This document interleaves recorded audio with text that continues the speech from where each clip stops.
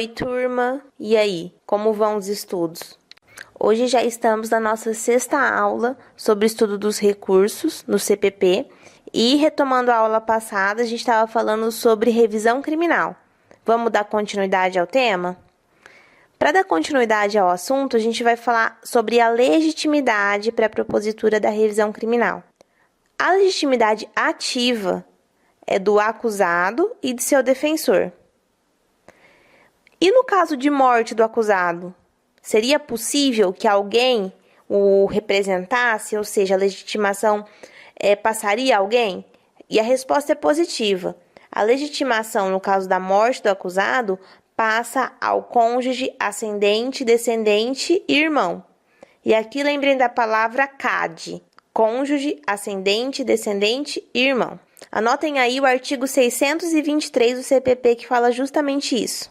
E se a revisão já estiver tramitando e no curso dessa ação o acusado falece?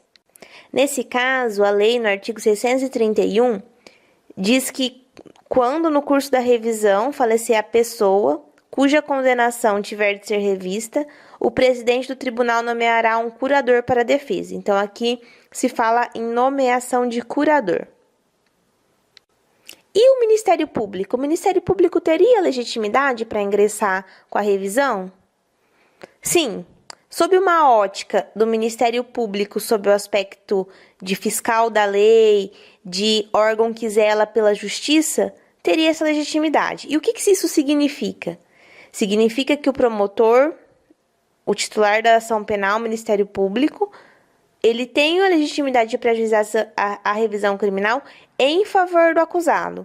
E aqui a ideia é a mesma do HC. O Ministério Público pode impetrar HC em favor do acusado, o Ministério Público pode interpor recurso em benefício do acusado, então também tem a legitimidade para ajuizar a revisão criminal. E retomando o que eu falei na aula passada, não vamos esquecer que a revisão criminal só em favor do réu, nunca pró societate. Então, a revisão criminal pró societate. E no polo passivo? Quem está no polo passivo dessa ação? É o Estado. E aqui a observação, lá do direito penal, é que o Estado, ele vai ser sempre sujeito passivo de qualquer delito. Ele sempre aparece como o primeiro sujeito passivo. Então, aqui, o Estado também figura no polo passivo da ação autônoma de impugnação que a gente está estudando, que é a revisão criminal. Outro requisito, nosso segundo ponto da aula de hoje, é o interesse de agir, que é um requisito para a propositura dessa ação. E há interesse diante de uma sentença condenatória ou de uma sentença absolutória imprópria já transitada em julgado. Ou seja, se a sentença for uma sentença absolutória própria, e aqui sentença no sentido de decisão, podendo ser também um acórdão, então não haverá interesse. Então é muito importante a gente salvar isso. Sentença condenatória ou absolutória imprópria, que é aquela que aplica a medida de segurança. Outro ponto é que não há necessidade de que tenha sido esgotado o meio recursal, a via recursal na instância ordinária. Ou seja, não precisa que tenha interposto todos os recursos cabíveis para só então o acusado ter direito a essa ação. Ele pode simplesmente não ter recorrido, seja porque naquele primeiro momento entendeu melhor não recorrer ou porque perdeu prazo, enfim, não importa. Se teve recurso da decisão, se não teve, isso a gente não analisa. O que a gente analisa é que se a sentença tem que ser condenatória ou absolutória imprópria e precisa ter transitado em julgado. Nosso terceiro ponto da aula é acerca das hipóteses legais de cabimento da revisão criminal. E são 3. O artigo é o 621 do CPP, anotem aí. O primeiro deles é a contrariedade ao texto expresso da lei penal ou evidência dos autos. Essa contrariedade ao texto da lei tem que ser uma contrariedade manifesta, uma contrariedade evidente, visível. Não pode dizer respeito a uma dúvida ou uma controvérsia. Se for dúvida ou controvérsia, não cabe revisão criminal. Da mesma forma, também não cabe essa ação por ofensa à disposição de lei, quando a decisão rescindenda tiver sido baseada em texto legal de interpretação controvertida nos tribunais. A palavra controvertida já dá a ideia de que não é um assunto pacífico. Então, se tem uma controvérsia, se tem uma dúvida, não será possível a propositura da ação. Anotem sobre o assunto a súmula 343 do STF. A segunda hipótese legal é quando a decisão foi fundada em depoimentos, exames e documentos comprovadamente falsos. Aqui, exige prova da falsidade do documento, prova da falsidade do depoimento e do exame. E a última hipótese é a existência de provas novas em favor do acusado. Surgiu uma prova que até então não se tinha conhecimento e ela é suficiente para determinar a absolvição. Uma testemunha estava em local incerto e não sabido, ninguém localizava essa testemunha, e depois de já ter transitado em julgado a decisão, essa testemunha aparece e ela é a peça-chave para a absolvição do réu. Então, ele tem uma prova nova. Atenção para a parte final do inciso 3 do artigo 621, que fala assim: descobrirem as provas novas da inocência do condenado ou de circunstância que determine ou autorize a diminuição especial da pena.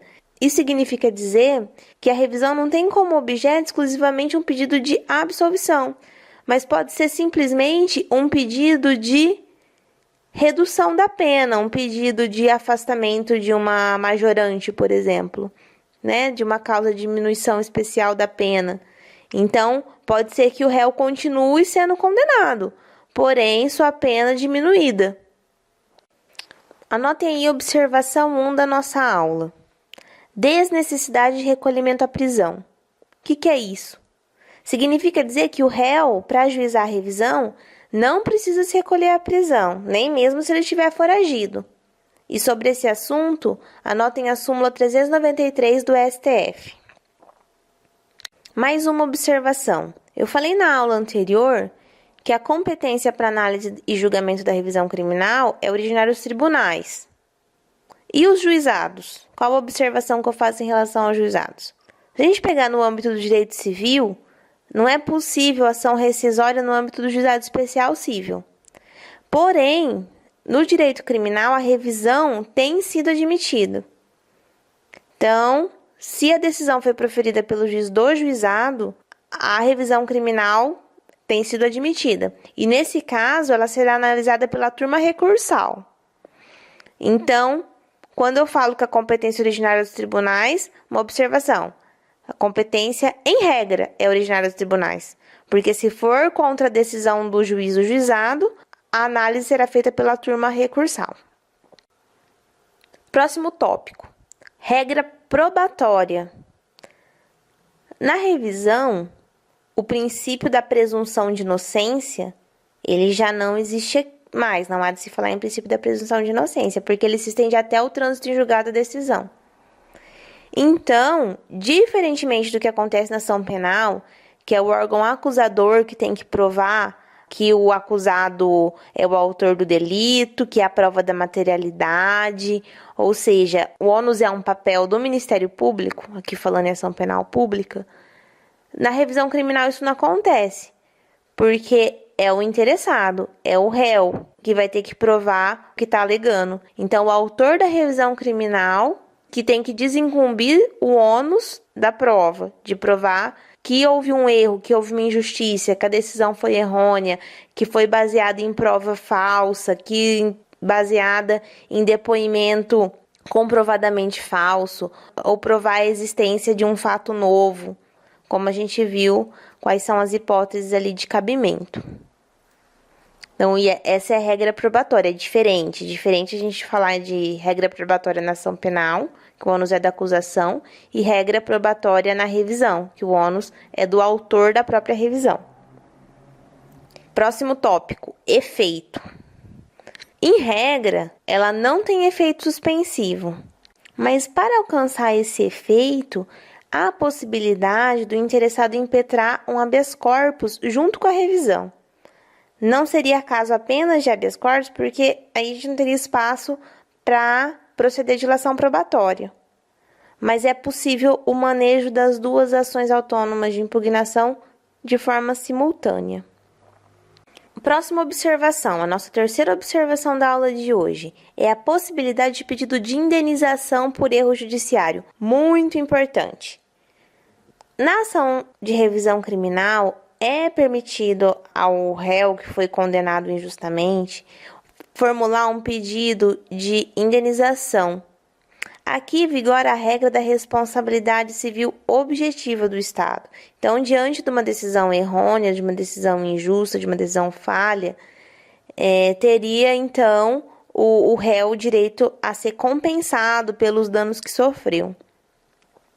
O artigo 630 do CPP diz que o tribunal, se o interessado requerer, então depende de requerimento, poderá reconhecer o direito a uma justa indenização pelos prejuízos sofridos.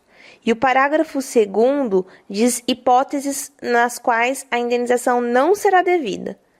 E quais são elas? Se o erro ou a injustiça da condenação proceder de ato ou falta imputável ao próprio impetrante, como a confissão ou ocultação de prova em seu poder, ou se a acusação houver sido meramente privada, que aqui já a gente não se fala mais de ação penal pública, então o Estado sai de cena. Pedido muito importante para ser formulado numa revisão criminal é esse pedido de indenização, que é uma característica peculiar dessa ação autônoma que a gente está estudando.